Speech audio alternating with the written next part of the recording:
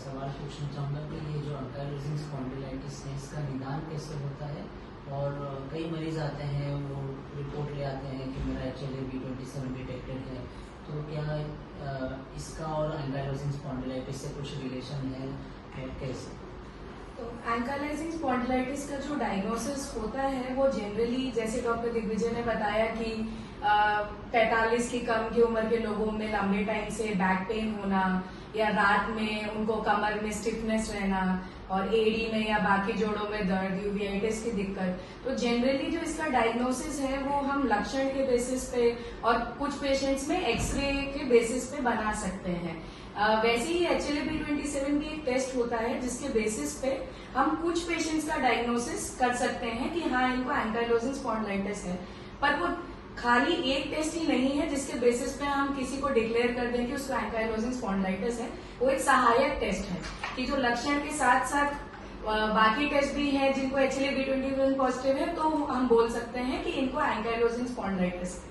उसके अलावा जैसे कुछ पेशेंट्स को यूवियाइटिस की दिक्कत होती है या कुछ को अल्सरेटिव कोलाइटिस की दिक्कत होती है, उसमें भी HLA-B27 पॉजिटिव आ सकता है। तो हम लक्षण के हिसाब से बताते हैं कि HLA-B27 क्या है। तो HLA-B27 एक्चुअली एक तरह की जीन होती है, ठीक है। जिन लोगों में ये पाई जाती है उनके परिवार में कुछ लोगों को इस प्रकार की गठिया की बीमारी या सोराइसिस की बीमारी हो सकती है, या HLA-B27 हो सकता है आपके परिवार में पहली बार ही किसी का पॉजिटिव आया हो, तो उसको इम्पोर्टेंस देना रहता है। लेकिन वो एक बीमारी नहीं है, HLA-B27 एक टेस्ट है जिससे कि आप इस बीमारी का पता कर सकते हैं, एंकाइलोजिंग स्पॉन्डिलाइटिस का। अगला सवाल आप दोनों लोगों से ये है कि इसका ट्रीटमेंट के ऑप्शन हमारे मरीजों के पास क्या हैं, किन किन किन चीजों से इलाज पॉसिबल है? इसका इलाज बिल्कुल संभव है और अर्ली स्टेज में इलाज किया तो आगे फ्यूजन की जो स्टेट होती है वो हम रोकने में भी सक्षम हो सकते हैं। तो बेसिकली स्मोकिंग अगर कोई करता है तो उसको हम बोलते हैं कि स्मोकिंग रोक दीजिए, क्योंकि स्मोकिंग से एग्रेसिव डिसीज हो सकता है आगे, और रेडियोलॉजिकली भी उसका मतलब एक्सरे MRI में भी ज्यादा प्रॉब्लम हो सकती है उन मरीजों को। फिजियोथेरेपी बहुत कॉर्नर स्टोन कहा जाता है, मतलब जो कि सबसे इम्पोर्टेंट पार्ट है कि फिजियोथेरेपी बैक स्ट्रेंथनिंग एक्सरसाइजेस है, जैसे सूर्य नमस्कार है, और एक्सपर्ट फिजियोथेरेपिस्ट भी इस मामले में आपको राय दे सकते हैं। बट ये फिजियोथेरेपी बहुत इम्पोर्टेंट रहती है इन बीमारियों में। बाकी दवाइयों के बारे में डॉक्टर प्रीति बताएंगे हमें कैसा रहता है।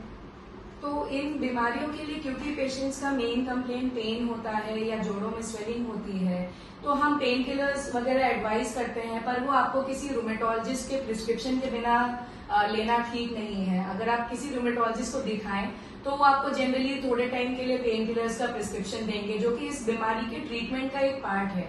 उसके अलावा कुछ दवाइयां होती हैं जिनको हम डीमार्ट्स बोलते हैं, जैसे कि सल्फासैलाजीन या फिर मेथोट्रेक्सेट, या कुछ पेशेंट्स जिनको गोलियों से आराम नहीं होता है उनमें हायर जो दवाइयां होती है जैसे बायोलॉजिकल इंजेक्शन या टोफासिटनिब वाली टैबलेट है। पर ये दवाइयां जो हैं क्योंकि लंबे टाइम तक लेनी पड़ती हैं, इंजेक्शन वगैरह भी आपको किसी के डॉक्टर के सुपरविजन में ही लेना होता है। तो पहले हम जनरली पेन किलर्स और गोलियों से शुरुआत करते हैं, और जिनमें रिस्पॉन्स नहीं आता है या जिनमें हम देखते हैं कि किसी में चमड़ी की दिक्कत ज्यादा है, किसी में पेट की दिक्कत ज्यादा है, उसके अकॉर्डिंग हम आपको दवाइयां या फिर इंजेक्शन प्रिस्क्राइब करते हैं। तो जनरली जब आप अपने रूमेटोलॉजिस्ट से मिले हैं तो हमेशा आप उनसे डिस्कस करिए कि आपके पास ट्रीटमेंट ऑप्शंस क्या है। और जैसे डॉक्टर दिग्विजय ने बताया कि ट्रीटमेंट के साथ साथ आपको स्मोकिंग या गुटखा वगैरह बंद करना और एक्सरसाइज करना भी बहुत इम्पोर्टेंट है। थैंक यू आप दोनों जन का। हमें उम्मीद है कि दर्शकों को आप दोनों का जो एक्सपर्ट ओपिनियन